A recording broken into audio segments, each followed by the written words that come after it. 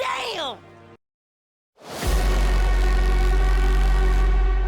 Ang pelikula ay nagsimula sa isang batang lalaki na nagngangalang Rick Wrecker na humahabol sa isang umaandar na school bus. Nang sumigaw siya upang ipahinto ang bus, bigla itong nagpreno at tumama ang mukha ni Rick sa salamin, stop sign at pintuan ng bus bago siya tuluyang nakasakay. Sa loob ng bus, napansin niyang lahat ng estudyante ay may kanya-kanyang grupo at bawal makiupo kung hindi kakasali. Si Rick ay may lihim na crush sa kaklase niyang si Jill Johnson, ngunit si Jill ay karelasyon na ni Lance Landers. Habang nagmamasid si Rick para makahanap ng bakanteng upuan, inalok siya ng isang batang lalaki na nagngangalang Trey na umupo sa tabi niya. Si Trey ay isang YouTuber at mahilig sa teknolohiya. Palagi niyang dala ang kanyang kamera upang kuhanan ng litrato o video ang mga bagay sa paligid niya. Makalipas ang ilang sandali, huminto ang bus sa Amalgamated Pharmaceuticals, kung saan sinalubong sila ng pinuno ng pananaliksik na si Dr. Strump.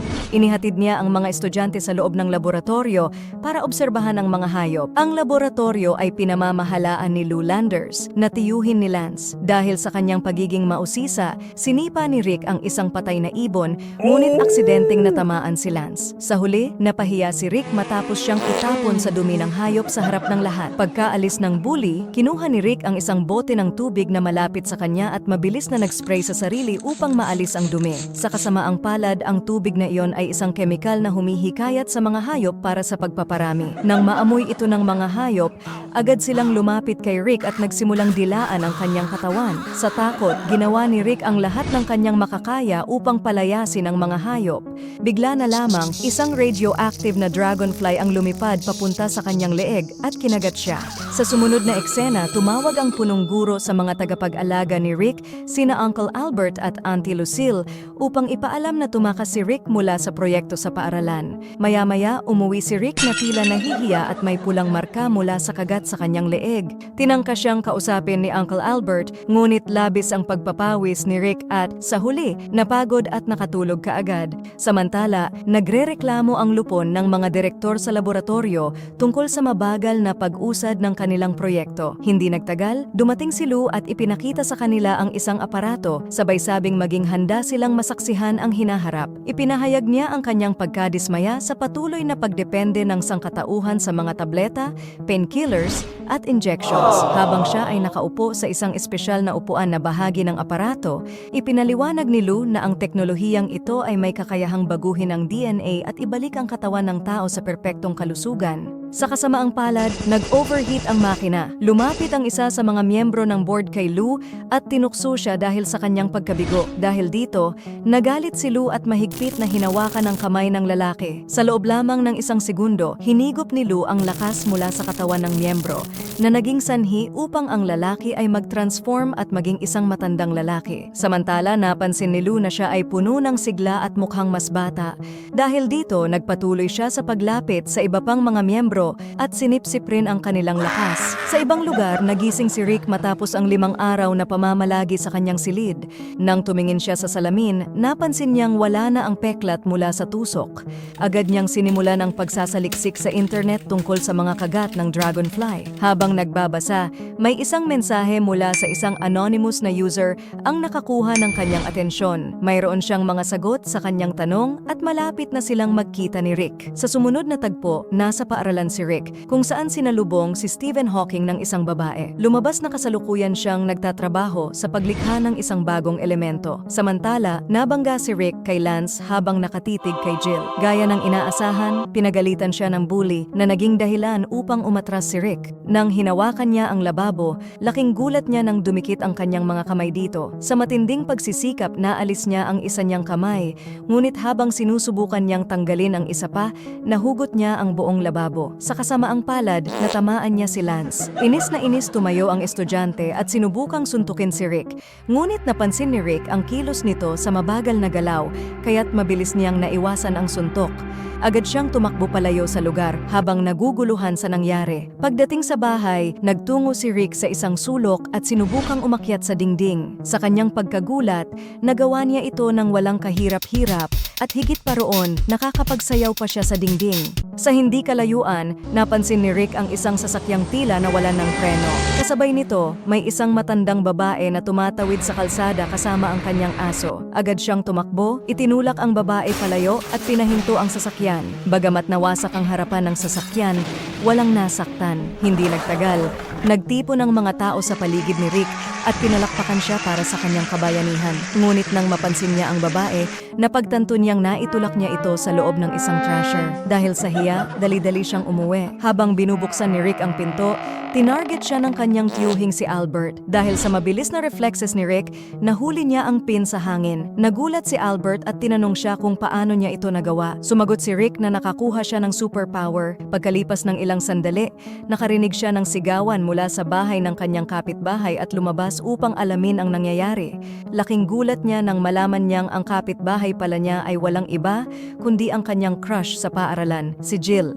Lumabas si Jill at nagsimula silang mag-usap. Ibinahagi ni Jill na pangarap niyang maging isang dancer, ngunit hindi sang-ayon ang mga magulang niya. Samantala, dumating si Lance sakay ng kanyang magarang kotse at inaya si Jill na makipag-date. Bagamat nag-aatubili si Jill na sumama, iminungkahi niya kay Rick na bumili ng sariling kotse upang siya naman ang makasakay dito. Hindi na nag-aksaya ng oras si Rick at bumalik agad sa kanyang silid upang maghanap ng mga presyo ng kotse online. Habang abala siya sa pagre-research, nakatanggap siya ng isang video message mula sa parehong user na nag-chat sa kanya noong una. Ang mensahe ay naglalaman ng impormasyon tungkol sa isang car loan na madaling makuha. Sa sumunod na tagpo, sinamahan ni Rick ang kanyang auntie sa bangko upang mag-apply ng loan. Sa kasamaang palad, ipinaliwanag ng tagapamahala ng bangko na hindi sila maaaring magbigay ng utang sa isang taong walang mapagkukunan ng kita. Sa parehong pagkakataon, biglang pumasok ang isang magnanakaw sa bangko. Habang inihahatid ni Rick ang kanyang auntie papunta sa pintuan, tumakbo palabas ang magnanakaw matapos kunin ang pera. Sa halip na pigilan ito, tinulungan pa ni Rick na buksan ang pintuan at hinayaan itong makatakas.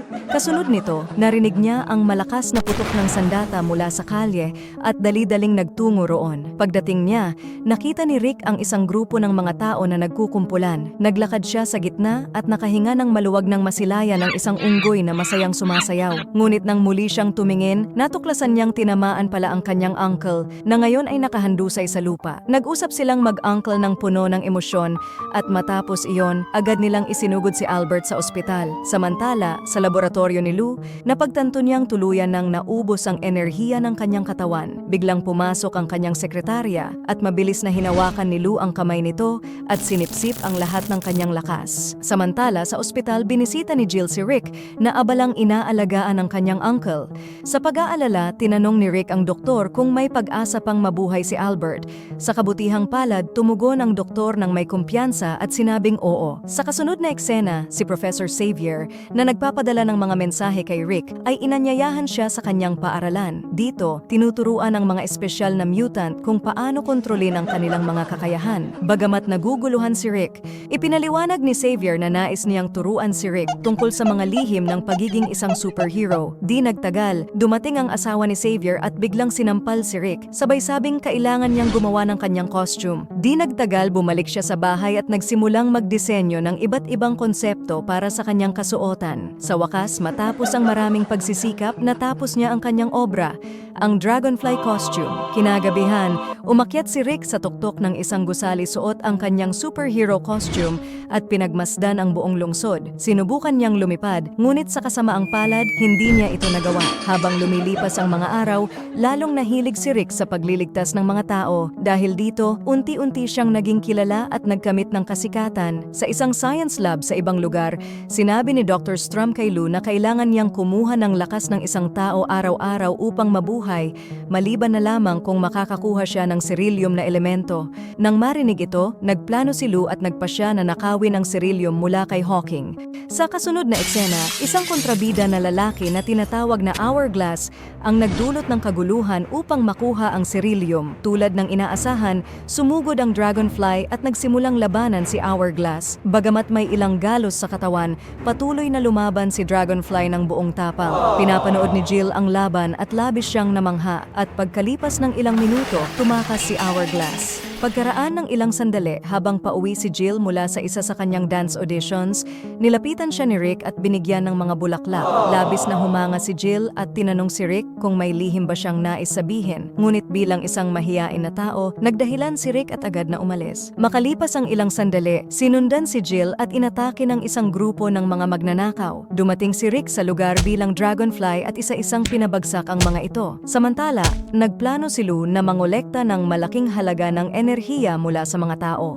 Gumamit siya ng software upang kalkulahin na kakailanganin niya ang enerhiya mula sa kabuuang 47,272 katao upang makamit ang immortalidad. Sa sumunod na eksena, inimbitahan ni Auntie Lucille si Jill na pumunta sa kanilang bahay. Habang naroon, tumunog ang doorbell at dumating si Lance kasama si Uncle Lou. Samantala, si Rick ay umakyat sa kanyang silid na nakasuot ng kasuotang Dragonfly. Nang marinig ni Lou ang kakaibang ingay, nagpasya siyang mag-imbestiga. Gayunpaman, mahusay na itinago ni Rick ang kanyang sarili, dahilan upang mapilitan ang masamang propesor na umalis sa silid. Pagbaba ni Lou, nadatnan niya si Rick sa may pinto. Ipinaliwanag ni Auntie Lucille na tinutulungan siya ni Rick sa kanyang bagong trabaho.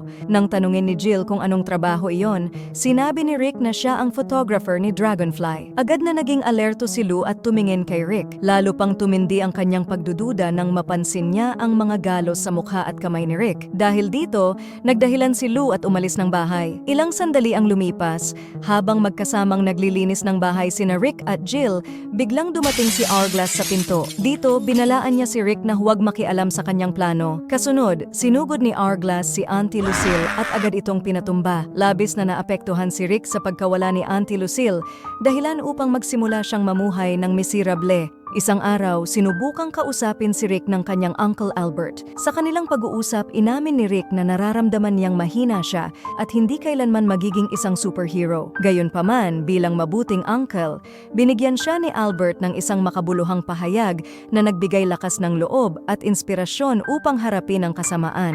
Sa huli, muling nabuhayan si Rick ng loob at nagpa siya na harapin si Hourglass. Gayunpaman, naguguluhan siya kung saan magsisimulang maghanap. Sa mga sandaling iyon, isang balita sa telebisyon ang lumabas. Nag-uulat na libu-libong tao ang magtitipon sa Empire City Convention Center. Naisip ni Rick na iyon ang susunod na target ni Hourglass. Agad siyang nagpunta sa lugar nang hindi nasasayang ang oras. Subalit, sa kabila ng kanyang pagsisikap, nabigo siyang matukoy kung sino ang Hourglass. Di nagtagal, nakita ni Rick si Lou sa likod ng entablado at tinanong siya tungkol sa tunay na pagkakakilanlan ni Hourglass. Sa kabila ng pagdududa, itinuro ni Lou ang Dalai Lama at sinabi kay Rick na siya ang harapin. Hindi nagtagal, lumitaw si Dragonfly at inatake ang Dalai Lama. Dahil dito, nagkaroon ng kaguluhan sa paligid. Sa gitna ng kaguluhan, nadiskubre ni Jill na si Lou ang tunay na Hourglass. Sa sumunod na tagpo, nag-transform si Lou bilang Hourglass at tumakas dala ang canister ng Ceruleum. Nang mapansin ito, hinabol siya ni Dragonfly, ngunit itinulak siya ni Hourglass gamit ang isang malaking tipak ng bato. Pagkatapos, naghagis si Hourglass ng mga blades kay Dragonfly,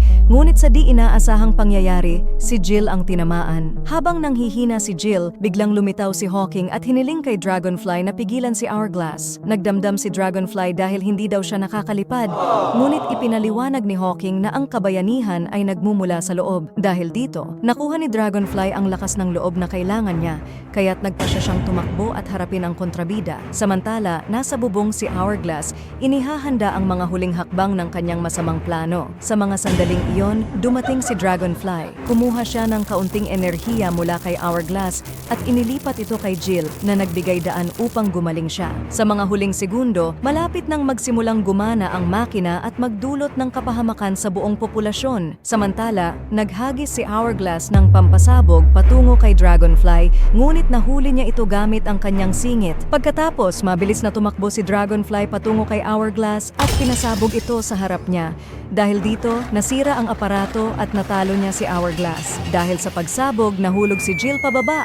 Nang marinig ni Dragonfly ang kanyang sigaw, agad siyang tumalon upang saluhin siya. Sa pagkakataong ito, nakabuo siya ng mga pakpak at iniligtas si Jill mula sa pagkahulog. Pagkatapos, pinuri ni Stephen Hawking si Dragonfly sa pagpapakita ng tapang at pagprotekta sa mga tao ng lungsod.